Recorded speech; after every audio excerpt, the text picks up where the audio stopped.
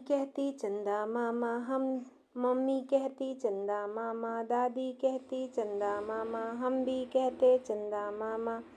अरे अकेले चंदा मामा, पर कैसे है सबके मामा।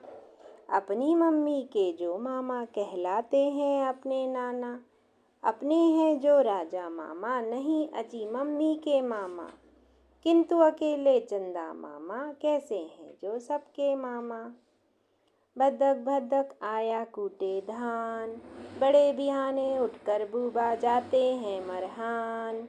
छपक छपक चलता नागर, बदन समूचा कीचड़ से तर। सूरज जब चढ़ाता सिर पर, जाकर करते स्नान। लद्दक लद्दक पेज रांती, आया झट से मेड़ भांति। टुकने में रख कर ले ताजी, तुम्बा दो ना पान। अरे गिलहरी सुन सुन सुन, दाना खा जा चुन चुन चुन। रेशम जैसी पूंछ तुम्हारी, अच्छी लगती काली धारी। कूद कूद कर चलती है, कितनी प्यारी लगती है। बिजली धड़ धड़ बादल गड़गड़, बूंदे पड़ती पड़ पड़ पड़। जब बारिश का आए पानी, तब तब ऐसा होता है। कागज फड़फड़, पत्ते खड़खड़, द्वार खिड़कियां भड़ भड़ भड़। जब जोरों की आंधी आती, तब तब ऐसा होता है। ढोल बजाओ ढम ढम ढम, बादल गरजे धम धम धम। बिजली चमके चम चम चम, पानी बरसे छम छम छम। ढोल बजाओ ढम ढम ढम, ढोल बजाओ ढम ढम ढम। बेलन बोला करूँ सगाई, मैं तो करछी रानी से। करछी बोली जा जा पहले, मुँह तो धोआ पानी से। करूँ सगाई मैं तो अपनी, पलटा मल हलवाई से। दे दिन रात मुझे खाने को, भर भर थाल मिठाई के। बालक को मिली एक पेंसिल, उसने लिया एक कागज और बनाने लगी एक बगुला। तभी पेंसिल उसके हाथ से छूटी, लुढ़क कर पेंसिल पलंग के नीचे चली गई। बाला पेंसिल निकालने के लिए झुकी, पर उसका हाथ पहुंचा ही नहीं। वह फूटा लेकर आई, पर वह भी नहीं पहुंचा। फिर बाला लाई एक छड़ी, पर उससे घसीटते नहीं बना। तभी कागज से बगुला बाहर आया। मैं लाऊं, उसने कहा। वह पलंग के नीचे गया, पर सबसे पहले वह लाया बाला की एक पुरानी गेंद। नहीं, बाला ने कहा, मेरी तो लंबी चीज गिरी है। बगुला फिर गया।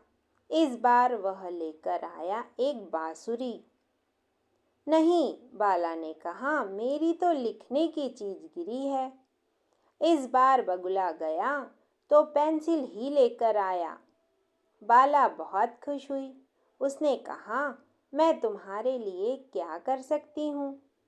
बगुले ने कहा, मेरे पंख बना दो। बाला ने चित्र पूरा किया। फिर उसने अपने मित्र को उड़ जाने दिया। एक था शेर, उसकी दोस्ती थी एक लोमड़ी से। शेर शिकार करता, खुद खाता और लोमड़ी को भी खिलाता। लेकिन शेर अब बूढ़ा हो चला था। शिकार करना कठिन हो रहा था। कई दिनों से लोमड़ी और शेर भूखे थे। तभी उनको दूर से एक खरगोश आता दिखाई दिया। लोमड़ी ने कहा, शेर साहब, झट मरने का बहाना कीजिए। शेर लेट गया। लोमड़ी ने झट उसे सूखी घास से ढकना शुरू किया। अब शेर की मात्र पूंछ बाहर दिख रही थी।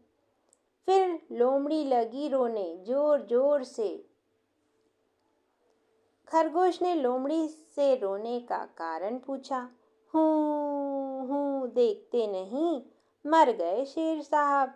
हूँ हूँ हूँ, आओ आओ, ढकवा दो शेर साहब को, सूखी घास से ढकवा दो।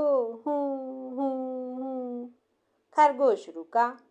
उसने सोचा, फिर कहा, अरे मौसी, मरने के बाद तो शेर की पूंछ हिलती है, शेर साहब की पूंछ तो हिल ही नहीं रही। खरगोश की बात सुनते ही शेर पूंछ हिलाने लगा। पूंछ का हिलना था कि खरगोश पल भर में भाग खड़ा हुआ।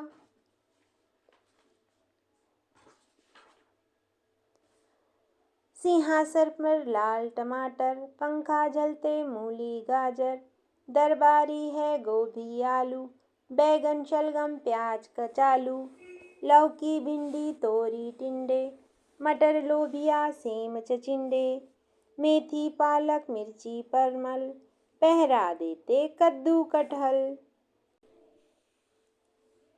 अमित और अनुराग अपने मित्रों के साथ फुटबॉल खेल रहे थे।